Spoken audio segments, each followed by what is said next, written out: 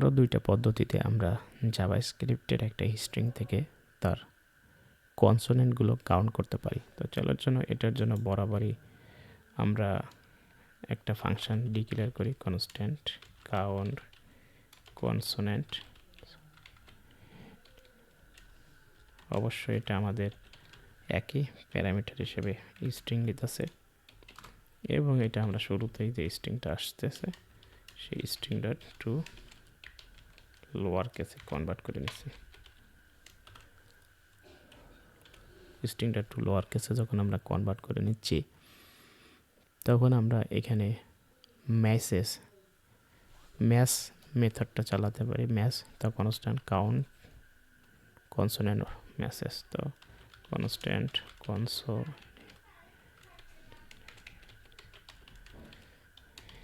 String dot mass যদি match করে স্ট্রিংয়ের ভিতরে যদি আমাদের ম্যাচ করে, কি ম্যাচ করবে আমাদের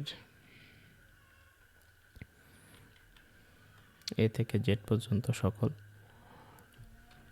ক্যাপিটালগুলো ডট অ্যান্ড জিআই, এটা রেগুলার এক্সপ্রেশন। এই রেগুলার এক্সপ্রেশনের ভিতরে আমাদের মূলত আসবে সেই কনসোনেন্টগুলো।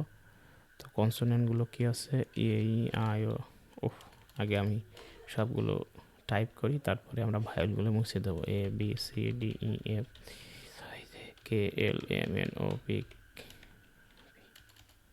Q R S T U V W X Y Z.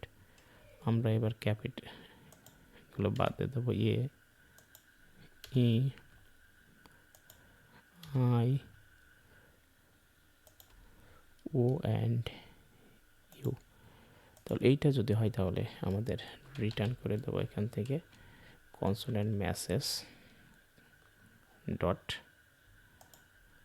তাহলে আমরা এখানে দুইটাভাবে রিটার্ন, কনসোনেন্ট মেসেজটা যদি ম্যাচ করে তাহলে কনসোনেন্ট মেসেজ ডট লেন্থটা পাঠিয়ে দেবো।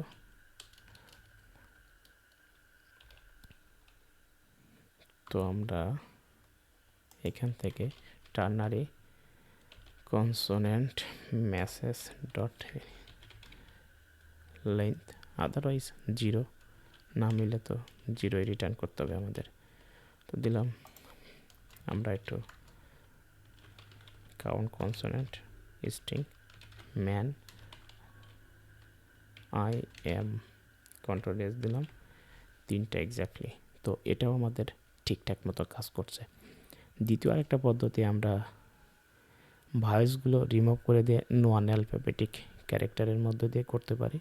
দ্বিতীয় আরেকটা পদ্ধতি কিছু না, এইখানে যে টার্নারি অপারেটরটা চালাইছি, এই টার্নারি অপারেটরটা যদি না চালাই তাহলে আমরা এখান থেকে শুধু রিটার্ন করে দিতে পারি এই যে কনসোনেন্ট মেসেজ, যেটা এইটা। এবং এখানে আমাদের একটুখানি যদি কন্ট্রোল এস দিয়ে দেখে দেখো ব্যাপারটা দেখো, আমরা কিন্তু একটা অ্যারে পাচ্ছি। তাহলে আমাদের কিন্তু এখানে রিপ্লেস মেথডটা ইউজ করতে হবে। রিপ্লেস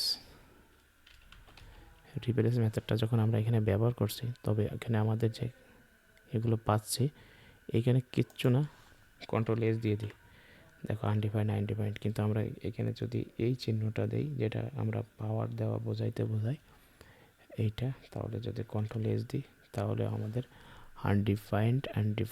আনডিফাইন্ড দেখাচ্ছে। তো এই সমস্যাটা আমরা কিভাবে সমাধান করতে পারি, মেসেজ ডট লেন্থ দিতে হবে। লেন্থ দিলে আমাদের এক্স্যাক্টলি 48 দেখাচ্ছে, কিন্তু 48 দেখাবে কেন? এখানে প্যারামিটার হিসেবে দুইটা জিনিস নেবে, এটা আর একটা কিন্তু এমটি স্ট্রিং নেবে। এই জন্য আমাদের কন্ট্রোল এস এবং এক্স্যাক্টলি 3 দেখাচ্ছি। আমরা রিপ্লেস মেথড দুইটা জিনিস নেই, ওই রেগুলার এক্সপ্রেশন ওইটা, বাকিটা আমাদের এমটি স্ট্রিং।